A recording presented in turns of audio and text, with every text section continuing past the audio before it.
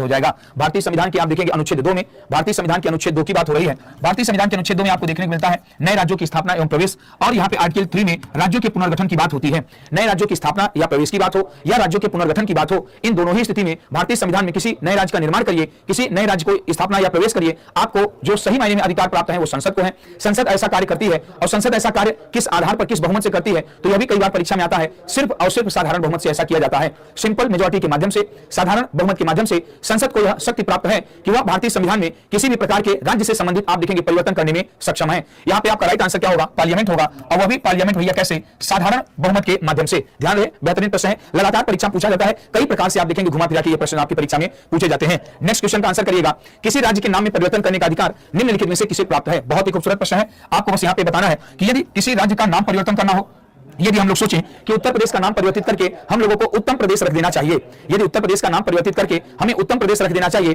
तो यह शक्ति किसको प्राप्त है, किस अनुच्छेद के अंतर्गत प्राप्त है, और किस प्रकार के बहुमत से यह आप देखेंगे ऐसा किया जा सकता है? तो आपको दोस्तों यहाँ पे ध्यान रखना है कि भारतीय संविधान के अनुच्छेद आप देखेंगे 3 में इस प्रकार का प्रावधान उल्लिखित है। राज्यों के पुनर्गठन का प्रावधान आप देखेंगे यहाँ पे अनुच्छेद 3 में आपको देखने को मिलता है। किसी भी राज्य के नाम में परिवर्तन, किसी भी राज्य की सीमा में परिवर्तन, किसी राज्य को मिलाकर के 2 या 2 से अधिक राज्यों को मिलाकर के एक राज्य, या एक राज्य से 2 या 2 से अधिक राज्य का निर्माण करना, अर्थात राज्यों में किसी भी प्रकार का पुनर्गठन करना भारतीय संविधान के अनुच्छेद 3 में उल्लिखित है।